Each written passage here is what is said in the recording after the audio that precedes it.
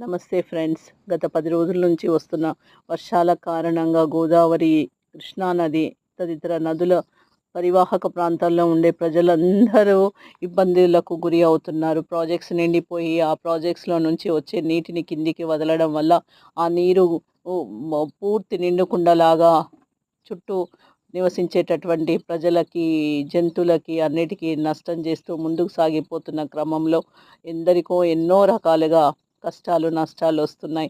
మనుషులైతే తట్టుకుంటున్నారు. వాళ్ళకి పునరావాస కేంద్రాలు ఏర్పాటు చేస్తారు ప్రభుత్వాలు. ఇల్లు కూలిపోతే ఇల్లిస్తారు. ఇంకా ఇతర సామాగ్రి అన్నీ ఏర్పాటు చేస్తారు. కొన్ని రోజులు ఆదుకుంటారు. మరి ఎప్పుడైనా మనం ఆలోచించామా? ఈ నీళ్లు రావడానికి కారణం ఏంటి? ఇంతకుముందు ఒక 100 సంవత్సరాల క్రితం ఇలా జలప్రళయాలు ఎప్పుడైనా జరిగాయా ఫ్రెండ్స్? ఒక్కసారి చరిత్ర తీసుకొని చదివితే మనకు అర్థమవుతుంది. ఇవన్నీ మానవ తప్పిదాలే కదా! వీటి వల్ల ఆవులు, కుక్కలు, మొసళ్ళు, పాములు, పిల్లులు, మేకలు, ఇతర అన్ని జంతువులు, కోళ్ళు, కోతులు ఒకటని కాదు, సృష్టిలో ఉన్నటువంటి భగవంతుడు మనకి ఎన్నో సౌకర్యాల గురించి వాటిని ఏర్పాటు చేస్తే వాటి అన్నిటికీ కష్టాన్ని, నష్టాన్ని కలిగిస్తున్నది మనమే కదా! ఈ డ్యాముల్లో వాటర్‌ని ఆపి అత్యాశ మనకి, మన అవసరాలు మాత్రమే కావాలి. ఎదుటి ఎదుటి ఇతర జీవులకి సమానంగా పంచే అలవాటును మనం మర్చిపోయాము. మనుషులైతే సరే మర్చిపోతాము. ఈ సంవత్సరం వచ్చిన కష్టాలు మళ్ళీ సంవత్సరం వరకు గుర్తుండవు. మరి వీటి పరిస్థితి ఏంటి? వీటి ఆవాసాలన్నీ కోల్పోయి అవన్నీ ఎన్ని ఇబ్బందులకు గురి అవుతున్నాయి ఎప్పుడైనా ఆలోచించామా?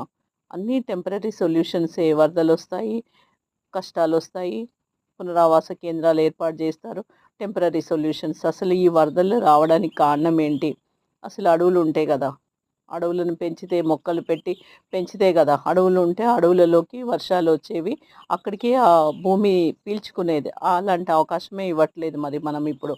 అడవులను నరికి పట్టణాలు, పట్టణాలు ఆధునీకరణ, అత్యంత ఆధునీకరణ వైపు దూసుకొని వెళ్తున్న మనము, మనతో పాటు సృష్టించబడ్డ జీవులకి ఎంత నష్టాన్ని, ఎంత బాధను కలిగిస్తున్నామో ఒక్కసారి ఆలోచించండి ఫ్రెండ్స్. నేను ప్రత్యక్షంగా అనుభవిస్తున్నాను కాబట్టి నాకు అర్థమవుతుంది. ఎన్ని పక్షుల గూళ్ళు పోయినాయో, ఎన్ని పాముల ఆవాసాలు పోయినాయో, మొసళ్ళు ఒక ప్రాంతం నుంచి ఇంకో ప్రాంతానికి ఆ నీళ్ళ వేగంలో రావాల్సొస్తుంది.